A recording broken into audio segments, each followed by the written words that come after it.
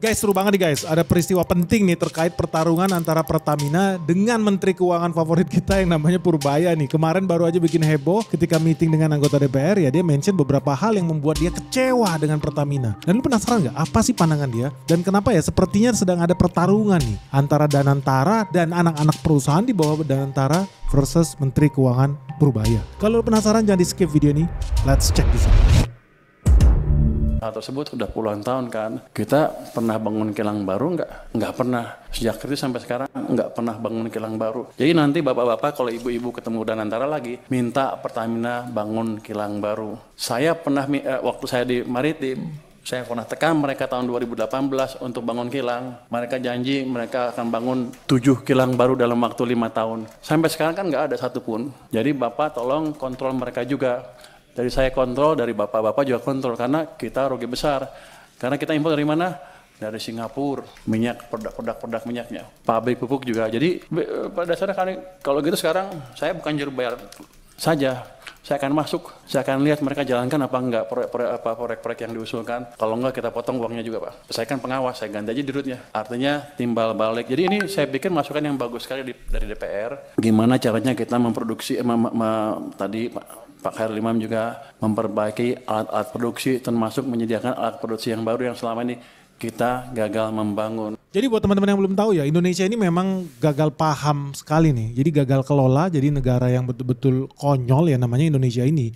Lu bayangin penduduknya ratusan juta, hampir 300 juta penduduk Indonesia. Tapi bisa-bisanya negara sebesar kita impor minyak dari negara sekecil Singapura. Yang penduduknya berapa? Nggak nyampe 30 juta orang guys, rakyat Singapura. Tapi negara kita penduduknya hampir 300 juta, kita impor minyak dari negara sekecil Singapura. Yang penduduknya nggak nyampe 30 juta manusia guys. Ini sedih banget sih, ini memang konyol banget dan memang hampir 30 tahun ya kita ini dibodoh-bodohin. Hampir 30 tahun Indonesia nggak pernah bangun kilang minyak yang baru. Dan ini akibatnya apa? Kita jadi budak guys. Ya memang bodoh karena lu bayangin aja ya Indonesia impor apa sih? Ada Pertamax Turbo lah, ada Pertamax dan segala macam. Kita impor itu dari Singapura. Terus bukan cuma itu juga, kita juga impor minyak dalam bentuk crude dari Timur Tengah. Jadi minyak-minyak itu kita impor dalam bentuk bahan baku dari Timur Tengah. Kalau yang udah jadi kita impor juga dari Singapura, kan bodoh banget. Sementara Indonesia sendiri punya minyak, apa yang dilakukan dengan minyak Indonesia diekspor ke luar negeri. Buat disuling lagi, dikilang lagi di Singapura. Habis itu minyak kita diapain? Kita impor lagi ke Indonesia, kan bodoh. Memang bodoh banget negara ini, aneh. Isinya orang-orang tolol, orang-orang serakah. Dan lu pasti tahu dong, kenapa disetting sedemikian rupa supaya Indonesia selalu mengimpor dari Singapura. Nggak masuk akal. Tapi ya itu realitanya negara rampok ini. Kita pelihara terus rampok-rampok bajingan-bajingan itu. Untuk apa? Menyengsarakan kita. Yang harus beli siapa sih? Minyak-minyak itu kita. Terus udah beli minyak, minyaknya kualitas jelek lagi. Memang brengsek nih BUMN-BUMN kita nih. Nah di sini Purbaya juga buka-bukaan. Sebetulnya dari 2018 ya, dia udah bilang Pertamina itu harusnya bikin kilang baru. Dan mereka janji bakal bangun 7 kilang baru dalam waktu 5 tahun. Faktanya apa? Nggak ada sampai hari. Dan gue pun udah tahu nggak mungkin dibangun kilang baru. Yang ada malah dibom-bom aja jangan-jangan ini kilang-kilang yang ada supaya makin sedikit makin ada alasan buat impor karena kilang kita makin lama makin sedikit. Banyak yang dibakar dan itu fakta. Karena sehari setelah Purbaya ngomong ini, apa yang terjadi? Kilang Pertamina di Dumai meledak guys. Apa gunanya ya kita punya HSE, safety, keamanan, segala macam, katanya harus paling canggih lah. Udah urus perizinan inilah, layak operasi lah, udah ada feasibility study lah. Jadi semua udah pasti aman jalan. Ujung-ujungnya apa? Meledak sana sini. Kayak bodoh banget kita ini asli. Ini sebenarnya bisnis petasan, bisnis dinamit, apa bisnis minyak sih? Gak masuk akal ya. Padahal lu bayangin ya, lu mau bikin restoran aja di Indonesia, itu izinnya naujubillah. Ya mulai dari izin halal lah, izin operasional lah, izin gangguan lah, izin HO lah, izin lingkungan lah, izin RT, RW, NIB. Woi gila, cuma buka restoran. Tapi lu bayangin kalau mau buka kilang di Indonesia, harusnya logikanya ya lebih ketat lagi loh persyaratannya, requirementnya, dan harusnya lebih aman. Iya dong, kan bahaya. Ini masalah barang-barang yang berbahaya soalnya, barang kimiawi yang berbahaya. Tapi ledakan di mana-mana. Dan ini bodoh. Kenapa? Karena kita jadi terpaksa impor terus dari Singapura. Ketika lu impor dari Singapura, lu bayangin deh, lu bayar pakai apa? Lira, dirham? Tidak. Lu harus jual rupiah lu menggadaikan rupiah lu, tukar ke dolar, dan dolarnya dipakai buat beli barang impor namanya BBM itu. Jadi minyaknya kita beli pakai dolar. Akibatnya apa? Rupiah terus menerus melemah. Karena digadaikan. Ini benar-benar parasit ini bisnis seperti ini. Ini betul-betul Gila, gue gak habis pikir ya, tega banget ya. Dan harus bayar ini siapa sih? Anak cucu lu guys. Kan ini kita subsidi lu. Duitnya dari mana? Lu pembayar pajak. Kita dibodoh-bodohin nih sama mafia-mafia minyak ini. Gila, bertahun-tahun siapapun presidennya kalah sama Pertamina. Gila, gak ada harga dirinya presiden di Indonesia ini. Gila. Tapi menarik nih, Purbaya udah bilang apa? Ya dia bilang dia juga berani nih buat potong duitnya Pertamina. Gue gak tahu gimana caranya. Mungkin dari jalur subsidi dia kurangin ya. Dan dia sih bilang dia bisa ganti direkturnya sebagai pengawas. Wah ini udah sinyal nih. Padahal Pertamina bosnya Danantara sekarang. Wah ada apa nih guys? Tapi lu setuju gak kalau Pertamina diawasi sama Purbaya? Atau ya udah kayak yang udah-udah aja. Biarin aja mafia di sana, gak ada yang ngawasin.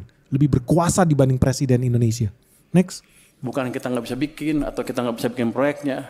Cuman Pertaminanya males-malesan aja. Saya pernah kasih ke mereka biar aja karena mereka jelek-jelekin saya kemarin kan. Saya pernah kasih tawaran ke mereka kalau nggak bisa bikin ya udah. Ini ada investor dari Cina mau bangun kilang, Anda perlu beli 30 tahun, setelah 30 tahun Anda dapat kilangnya gratis. Pertamina bilang kami keberatan dengan usul tersebut karena kami sudah over capacity. Waktu itu saya kaget, over capacity apa? Kami sudah rencana bangun 7 kilang baru. Satu pun nggak jadi kan? Mereka bilang, iya tapi ke depan akan jadi. Sampai sekarang nggak jadi. Yang ada malah beberapa dibakar kan. Jadi tolong dari parlemen juga mengontrol Pertamina untuk hal tersebut. Jadi kita kerjasama. Tujuan kita sama sebetulnya mengurangi subsidi dan membuat subsidi yang ada pun bangsa yang tolol, bangsa yang dan tepat sasaran. Jadi di sini Purbaya buka-bukaan bahwa sebetulnya bukan Indonesia ini bangsa yang tolol, bangsa yang bodoh, bangsa yang IQ-nya cuma 78 nggak bisa bikin kilang sendiri. Gila, itu ilmu yang nggak perlu pakai otak guys. Kita ini udah begitu banyak punya engineer. Apa gunanya punya ITB kalau isinya apa? Orang-orang yang ahli impor. Isinya apa? Mafia-mafia minyak. Kita sebenarnya bisa, tapi menurut Purbaya Pertaminanya aja yang males-malesan. Menurut gua bukan males-malesan ya, memang bangsat. Kenapa? Karena Purbaya juga bilang sebetulnya udah pernah ada loh investor dari Cina yang datang nih mau buka kilang di Indonesia, bangun pakai duit mereka sendiri, bangun kilang nih investor Cina. Indonesia nggak usah bayar, bahkan dikasih gratis setelah 30 tahun nih. Di situ kita harusnya berpikir dong, wih untung banget ya. Kita bisa dapat kilang gratis, dibangunin gratis, perusahaan PetroChina, kalau soalnya PetroChina yang bangun BUMN terkenal dari China, teknologinya udah pasti mumpuni, gratis barang ini bakal jadi buat kita. Tapi Pertamina masih nggak mau. Gila nggak sih? Gila, permainan apa coba lu bayangkan di dalam sana? Tapi gue gak usah ngomong sekelas Pertamina lah. Gue ngomong sekelas desa lah. Dulu di sekolah gue ya, kita pernah punya tanah kosong SMA nih. Mau bikin lapangan basket. Ini mafia Pertamina tapi gaya mini nih. Sekolah gak punya dana. Jadi apa yang dilakukan kita orang-orang OSIS? Kita kumpulin duit dari sponsor perusahaan. Akhirnya ada salah satu perusahaan permen terkenal yang saat itu lagi booming karena bisa warna-warni, ces rasanya. Pokoknya di area itu terkenal lah. Mereka bilang oke, gue mau. Gue bikinin lapangan basketnya, bikinin ringnya, catnya, sampai dindingnya dibikin, sampai tribun penonton. Tapi syaratnya cuma satu ya. Di tengah-tengah lapangan ada logo perusahaan mereka ya. Logo permen itu. Terus kita bawa proposalnya ke sekolah. Pak, kita udah dapat nih proposalnya. Udah ada yang mau biayain. Apa kata kepala sekolah kita?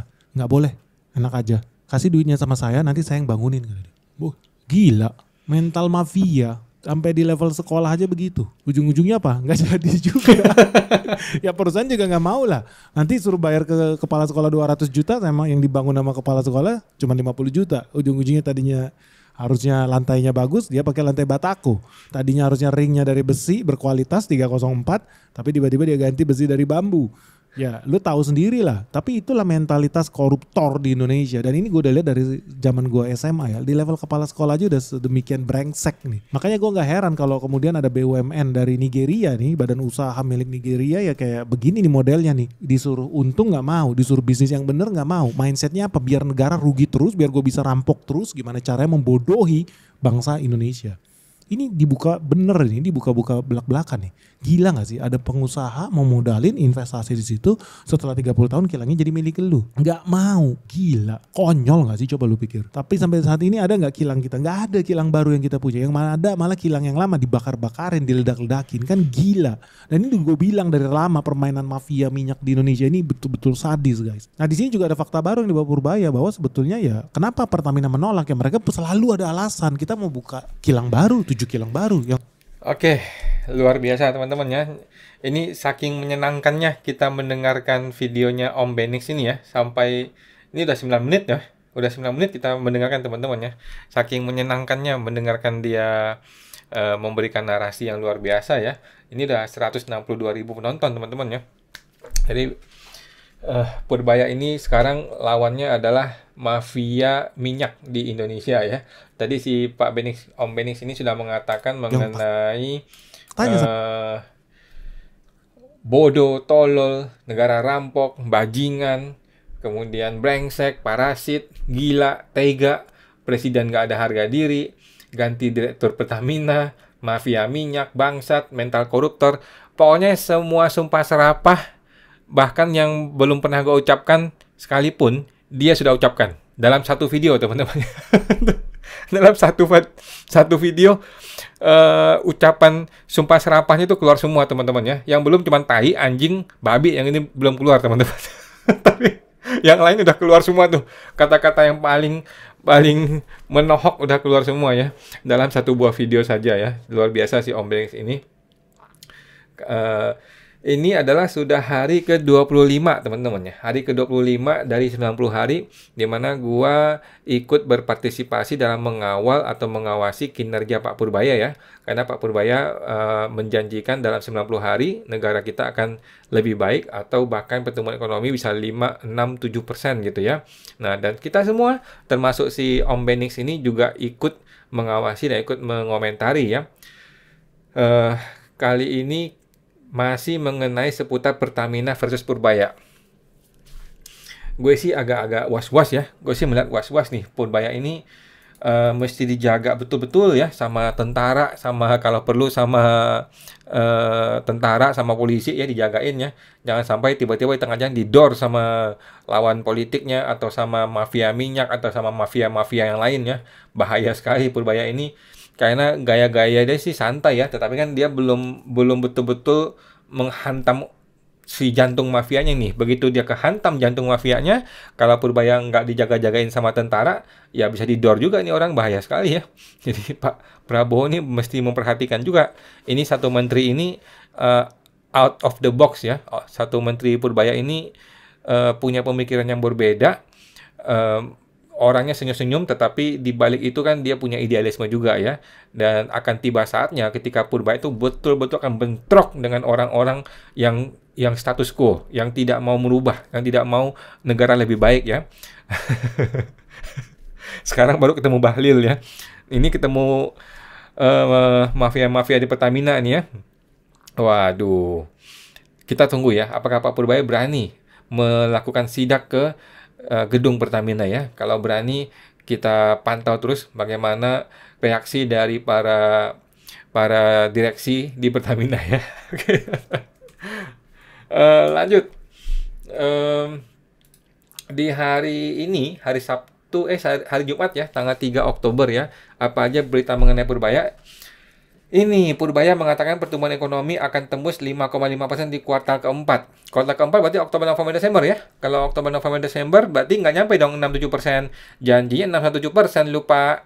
Tapi oke lah, 6-7% kalaupun nggak tercapai, 5,5 aja itu sesuatu yang hampir mustahil ya. Tetapi 5,5 aja kalau bisa tercapai sebenarnya tentu saja dengan data yang benar ya. Jangan sampai data dimanipulasi seperti zamannya Sri Mulyani ya. Kalau datanya tidak dimanipulasi, betul-betul 5,5%, kita sih support ya, support sekali ya, bagus banget teman-teman ya. Cuman faktanya sekarang di lapangan klien-klien gue juga mengatakan ya, tidak sedang baik-baik saja ya dunia usaha kita. Menkeu optimistis pertumbuhan ekonomi Indonesia bisa melampaui level 5,5% pada kuartal 4 ya. Optimis itu didukung oleh ekspansi fiskal pemerintah, penyaluran dana menganggur, stimulus ekonomi, serta dukungan BI yang melalui kebijakan moneter yang longgar. Saya yakin 5,5 ada lah ya. Di atas 5,5 triwulan keempat ya, katanya Pak Purbaya. Selasa tanggal 30 ya. Oh, sudah lama ya. Oke, tapi kan janjinya kan 6-7% nih kata Pak Purbaya nih. Santai ya, kita tunggu nanti ya di hari ke-90. Purbaya siapkan skema campuran APBN, KBPU, dan FDI untuk biaya IKN. Oke, kita lihat slide selanjutnya. Purbaya menjelaskan kelanjutan pembangunan IKN nanti tidak hanya ditopang oleh APBN. Oh, oke. Tetapi juga memanfaatkan skema kerjasama pemerintah dengan badan usaha dan foreign direct investment. Mana ada Pak foreign direct investment Pak? Itu Jokowi udah bertahun-tahun ngomong dari awal ada investment semuanya omong kosong Pak, semuanya bohong Pak. Sekarang gimana? Siapa sekarang yang mau narik ini? Yang mau narik foreign direct investment. Pak Purbaya kan nggak mungkin. Si Prabowo mah ogah. Jadi gue rasa Purbaya juga pengen lepas tangan dari IKN ini ya.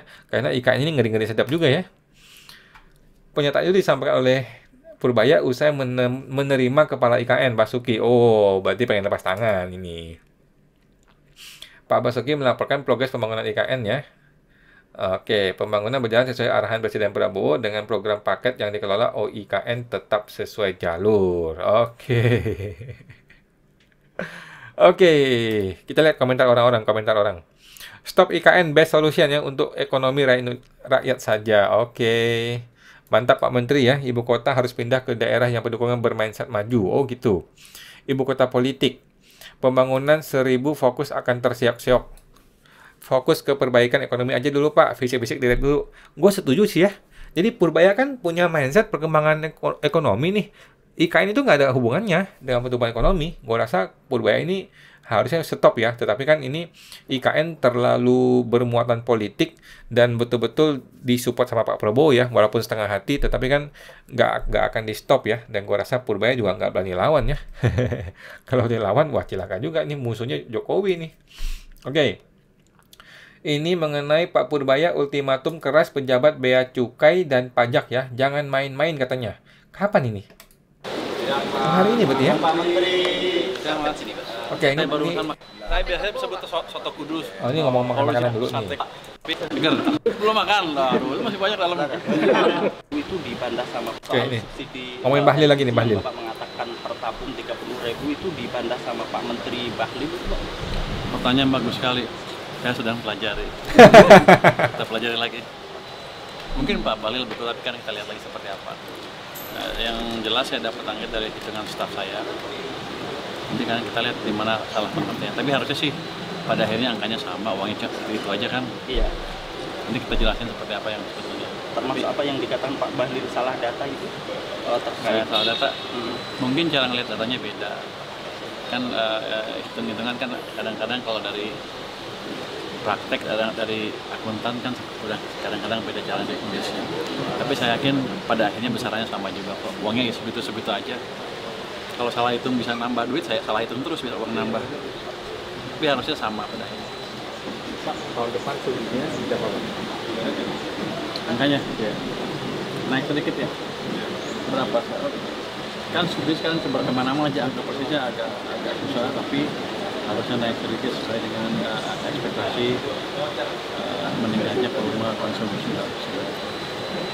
Anda maunya saya ngilangin kayak BBM naik gitu ya. Ini pertanyaan jebakan ya. Ya, kita akan perhatikan terus. Oke, jadi dia tidak langsung membantah Bahlil, tapi dia juga kelihatannya ragu-ragu juga ya sepertinya si Pak Purbaya ini ya. Jadi dari sini kita bisa lihat lagi ya bagaimana intelijensinya seorang Purbaya ya. Dia tidak langsung mengatakan Bahlil yang salah, dia juga tidak bilang gue yang salah, tapi dia berusaha mencairkan suasana dengan mengatakan nanti kita periksa ya, nanti kita lihat ya. Dan mungkin kalaupun angkanya beda ya mungkin perbedaan persepsi cara membaca data gitu ya. Ini adalah gaya orang pinter menjawab ya teman-teman ya. Tetapi mohon maaf nih kalau gue sih berpendapat ya, kalau emang lu salah ngomong lu minta maaf. Gitu, gentleman. Gitu ya. Walaupun Bahlil itu Bahlul ya, walaupun kita nggak senang sama Bahlil, tetapi kalau Bahlil yang benar, kita yang salah ya kita minta maaf. Gitu loh. Walaupun segoblok apapun si Bahlil itu, tetap aja kalau kita yang salah kita minta maaf gitu ya. Jadi Pak Purbaya, gue juga kaget kemarin waktu dia ngomong subsidi gas itu sampai 30.000 kalau nggak salah ya. Gue juga kaget gitu loh. Dan ternyata Bahlil mengatakan, Bahlil juga jaga-jaga sikap ya. Bahlil pun jaga-jaga sikap. Walaupun dia mengejek gitu, tetapi kan dia juga nggak langsung bilang Purbaya salah gitu. Nah, dia juga jaga-jaga sikap ya. Nah, tapi Pak Purbaya ngeles nih. Mohon maaf nih Pak Purbaya. Gimana yang benar gitu loh. Kalau lu emang benar, lu bilang benar. Kalau lu yang salah, lu minta maaf. Kan biasanya gitu dong, gentleman dong. Walaupun lu Menteri Keuangan, walaupun lu narsistik gitu ya, tetapi kalau emang lu jelas-jelas salah ya minta maaf, nggak apa-apa lah ya. Kalau perlu ketemu Bahlil ya. ketemu ngobrol-ngobrol, salam-salam gitu ya. Kalau salah ya salah, minta maaf gitu ya. Jangan sampai Bahlil itu dibenci seluruh Indonesia, dihantam, dicemooh seluruh Indonesia, ternyata yang salah Purbaya. Jangan sampai gitu juga ya. Tolong Pak Purbaya. Oke, teman-teman dengan nontonnya videonya ya. Ini video dari merdeka.com. Lanjut. Nah, Hotman Paris ngomongin apa nih Hotman Paris nih? Ini pasti nyenggol si menteri nih ya, Menteri Purbaya nih. Setelah tahu saya punya deposito yang Ulang. bunga, Dari awal dong. masukkan informasi kepada Bapak Menteri Keuangan. Pagi ini saya ditelepon oleh bagian marketing bank swasta. Setelah tahu saya punya deposito yang bunganya jatuh di bank-bank pemerintah, turun di bank-bank pemerintah, sekarang bank swasta berlomba-lomba menawarkan bunga yang lebih tinggi dari bank-bank pemerintah. Jadi masuknya 200 triliun ke bank pemerintah ada positifnya, tapi ada juga negatifnya. Karena bank pemerintah kebanyakan duit, maka dia tidak butuh deposan lagi. Akhirnya bunga deposito diturunin. Karena bunga deposito diturunin, maka para pemilik tabungan deposito tentu maunya bunga lebih tinggi dan pindah ke bank swasta. Jadi ada kemungkinan. Oke, kita udah tangkap teman-teman ya. Intinya gara-gara masuknya banyak dana ke bank BUMN menyebabkan bunga deposito yang kayak Pak Hotman ini malah turun, sehingga dia malah ditawarkan oleh bank-bank swasta gitu ya untuk naikin bunganya. Ya, ini memang ini prinsip ekonomi yang umum ya. Prinsip ekonomi yang umum terpaksa seperti itu karena si banknya itu sendiri terpaksa melakukan hal tersebut sehubungan dengan ya tindakan ekonomi lah intinya ya. Itu keputusan ekonomi yang memang harus dilakukan. Nah, ini ya nggak apa-apa juga sih sebenarnya ya, Bang.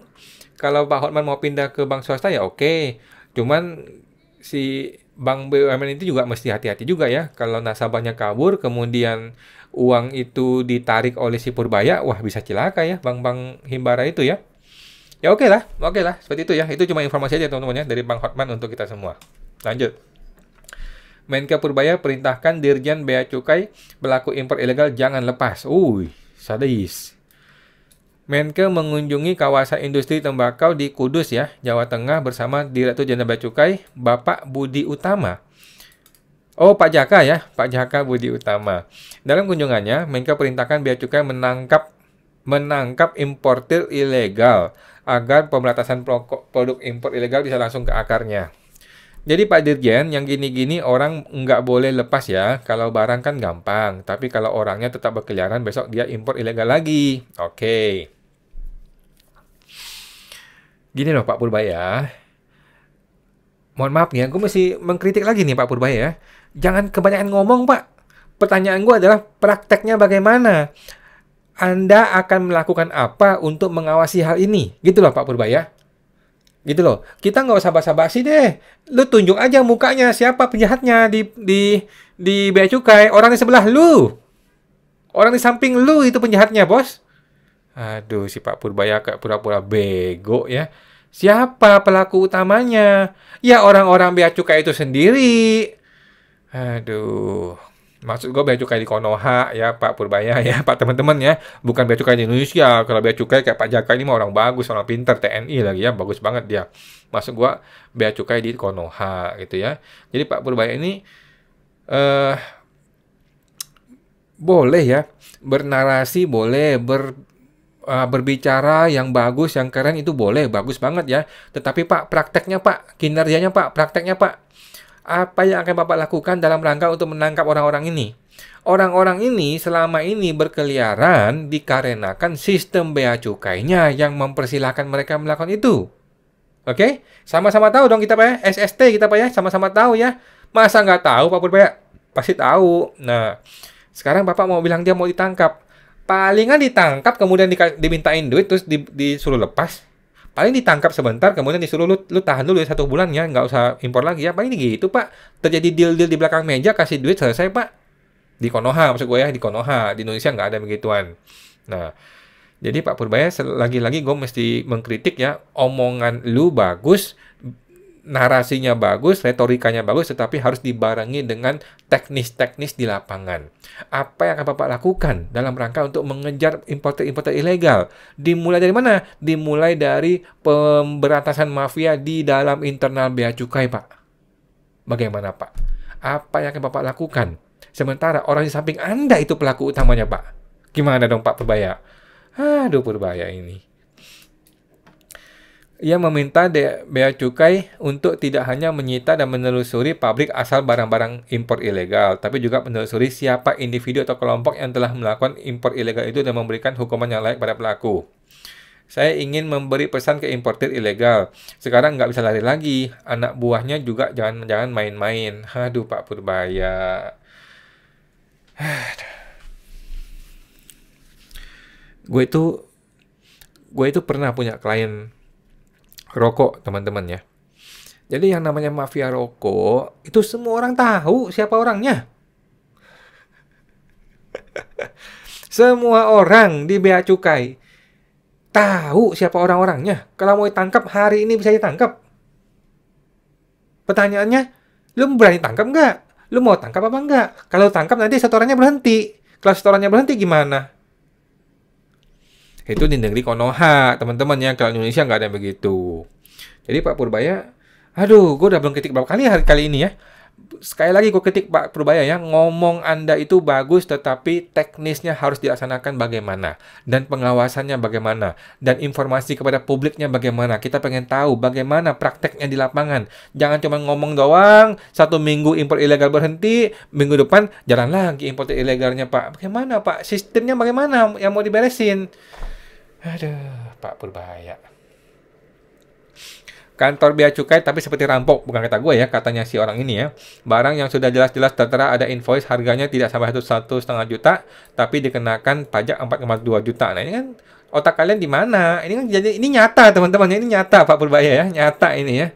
Sudah menghubungi Pos Indonesia dan informasikan untuk bla bla bla bla. Ini udah kisah umum.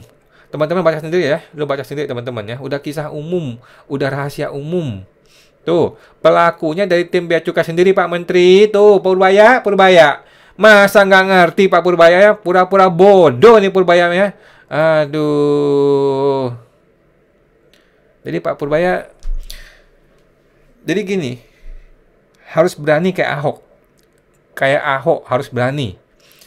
Kalau lu tahu orang di samping lu penjahatnya, lu matiin orang itu. Maksudnya dipecat ya, bukan dimatiin yang benar-benar ya, jangan. Dipecat Pak. Berani nggak Pak Purbaya? Pertanyaan gue teman-teman, sampai hari ini Purbaya sudah pecat siapa aja? Belum ada satu orang pun yang dipecat oleh Purbaya sampai hari ini. Semuanya hanya omongan, hanya retorika, hanya pencitraan, hanya omong-omong saja teman-temannya. Belum ada satu orang pun yang dipecat baik di Bea Cukai, di DJP, atau di Kementerian Keuangan. Belum ada teman-teman. Apakah semuanya nggak ada yang brengsek itu? Atau nggak ada yang salah di situ semua? Aduh. Lanjut. Satu lagi pencitraan. Ini adalah pencitraan 1000% teman-teman ya. Ini adalah Jokowi jilid 2 ini namanya nih. Atau Jokowi jilid 3 ya. Tuh. Ngapain Purbaya datang ke pabrik rokok, mencium, itu pasti tembakau ya. Mencium hal seperti itu, kemudian difoto. Ngapain? Coba teman-teman gue tanya lu, buat apa Menteri Keuangan ke situ? Ada Dirjen Bea Cukai, ada teknis di lapangan, ada menteri, ada kementerian apa, ada lembaga-lembaga teknis di lapangan. Ngapain Menteri Keuangan datang ke pabrik rokok, mencium bahan-bahan begitu, kemudian difoto? Buat apa coba?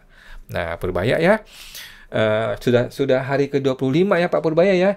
Mohon kalau bisa Pak Purbaya jangan terlalu sering ini pencitraan, tetapi kurang kinerja Pak Purbaya ya. Tolong nih Pak Purbaya. Jadi Pak Purbaya ini sama kayak gue teman-teman ya. Dia ini sama kayak gue, sama kayak Prabowo. Suka jalan-jalan, suka beretorika, suka ngomong, tetapi nggak suka kerja. Sama kayak gue, nggak suka kerja gitu ya. Dia nggak suka kerjain teknis sepertinya orang ini ya.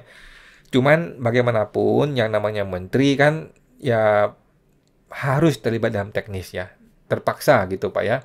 Jadi selain bernarasi, beretorika, selain berpencitraan yang seperti ini, kita butuh bukti nyata, Pak. Kita butuh banget yang namanya kerja nyata. Kita butuh banget yang namanya kebijakan-kebijakan yang tertulis, bukan cuma omong-omong doang, yang betul-betul tertulis, yang betul-betul nyata gitu loh, Pak Purbaya ya. Oke. Tuh, buat apa Pak Purbaya beginian, kemudian difoto, buat apa? Ini tuh 1000% pencitraan teman-teman ya, kita lihat. Ini adalah akun Instagram resmi Pak Purbaya ya. Kita lihat komentar-komentar orang-orang teman-teman. Mana komentar orang-orang? Bekukan Bahlil, waduh. The real industri yang hilirisasi di Indonesia itu memang justru tembakau, Pak. Bahan-bahan lokal bla bla bla ya. Benar-benar Bapak satu ini. Aku padamu Pak Menteri. Mantap ya. Sehat-sehat ya. Oke. Jadi banyak sekali orang yang mendukung dia teman-teman ya. Tetapi gua sebagai orang akademisi mesti mengkritik ya. Karena pencitraan tidak bisa membawa negara kita lebih maju. Pencitraan akan bisa membawa Bapak lebih populer. Pak Purbaya jadi lebih populer itu betul, tetapi tidak akan membawa Indonesia lebih maju. Gitu. Ini adalah Jokowi jilid 2. Ini belum masuk buzzer-buzzer ya. Belum masuk buzzer, belum masuk. Kalau kayak Jokowi kan sudah ada tim kameramen profesional, kemudian dibikin sinematik gitu ya. Kalau Purbaya kan masih sidak aja nih, sidak di foto-foto. Tapi kan lama-lama muncul nih, lama-lama akan masuk nih konsultan untuk politiknya, kemudian dimulai tim kampanye. Jadi itu 2029 gitu loh. Tetapi lagi-lagi Pak, gua mesti menekankan kepada Pak Purbaya ya. Hati-hati Pak, kekuasaan itu manis Pak ya. Kekuasaan itu manis dan menggiurkan dan menyenangkan dan adiktif ya. Apa ya adiktif ya? Pokoknya gitu dah. Pokoknya kekuasaan itu sangat nyaman sehingga kecanduan ya. Kekuasaan itu bisa membuat kecanduan Pak Purbaya ya. Berhati-hatilah, kita pernah punya menteri yang brengsek, kita pernah punya presiden yang brengsek. Semua dimulai dari mana? Semua dimulai dari pencitraan yang berhasil. Semua dimulai dari media darling yang berhasil. Gitu Pak ya. Bapak sudah menjadi media darling. Kita tinggal menunggu kinerja yang sebenarnya. Oke, lanjut. Oh, ini Pak Bahlil nih, Bahlil. Kemarin kan kita belum nonton teman-teman ya. Yang benar bagaimana? Coba kita dengar sebentar ya. Itu mungkin menq-nya salah baca data itu. Biasalah kalau ya mungkin butuh penyesuaian. Ya, saya nggak boleh tanggapi sesuatu yang terlalu ini. Ya. Jadi saya kan udah banyak ngomong tentang itu, gitu ya. Mungkin menq-nya belum dikasih masukan oleh dirjennya dengan baik atau oleh timnya. Jadi menyangkut juga subsidi tentang satu data itu juga masih dalam proses pematangan ya. BPS itu kan kerjasama dengan tim di SDM. Jadi mungkin Pak Menterinya, Menteri Keuangan ya, mungkin belum baca data kali itu ya. Itu. Oke, thank you Pak Bahlil ya. Jadi Purbaya sendiri tidak langsung melawan argumennya Pak Bahlil ya. Jadi sepertinya feeling gue sih Pak Purbaya yang salah data ya. Tetapi Pak Purbaya tidak meminta maaf ya. Dan menurut gue sih seorang gentleman harusnya minta maaf ya. Oke, jadi kita mereminder kembali teman-teman ya. Mereminder kembali apa aja sih janji-janji Pak Purbaya ya yang belum dia tepati. Yang pertama, pertumbuhan ekonomi 6-7% ya. Janjinya itu adalah jatuh tempo Desember ya, 3 bulan teman-teman ya, 7 Desember. Sampai sekarang belum jelas hasilnya. Mau ngebenerin Cortex ya, bawa orang IT dari luar katanya. Ini nggak jelas nih, luar negeri atau luar Kementerian Keuangan. Karena banyak orang bilang ini luar Kementerian Keuangan. Sampai sekarang belum jelas teman-temannya siapa yang dia bawa. Dia bilang 1 bulan. 1 bulan itu 23 Oktober ya. Sekarang sudah tanggal 3 Oktober. Belum jelas hasilnya ya. PPh final UMKM 0,5% diperpanjang 4 tahun sampai Desember 2029. Sampai hari ini dasar hukumnya belum terbit. Apa sih susahnya bikin dasar hukum? Gampang. Cuman dia mau apa enggak itu loh. Kemudian tagihan pajak 60 triliun yang katanya 200 BP besar ya, 1 minggu. Itu jatuh temponya 29 September. Sampai hari ini sudah 3 Oktober, sudah 2 minggu. Apa hasilnya? Bagaimana hasilnya? Belum jelas hasilnya ya Pak Purbaya. Sama sekali belum kelihatan dan belum dikasih tahu kepada publik.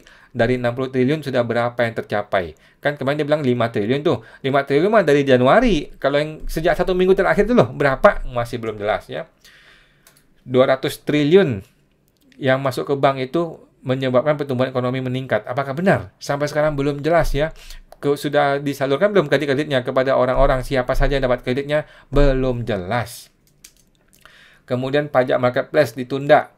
Dasar hukumnya apa nih? PMK 37 mau ditunda. Sampai kapan ditundanya? Juga tidak jelas ya. Jadi omongan menteri sekarang ini sudah menjadi dasar hukum. Padahal tidak boleh teman-teman ya. Omongan menteri tidak boleh jadi dasar hukum. Yang jadi dasar hukum ya dasar hukum itu sendiri ya. PMK betul, undang-undang bisa ya. Tetapi dia sembarangan aja menunda sebuah dasar hukum tanpa ada dasar hukum. Kemudian yang katanya mau bikin saluran pengaduan untuk pemerasan. Sampai hari ini nggak jelas ya.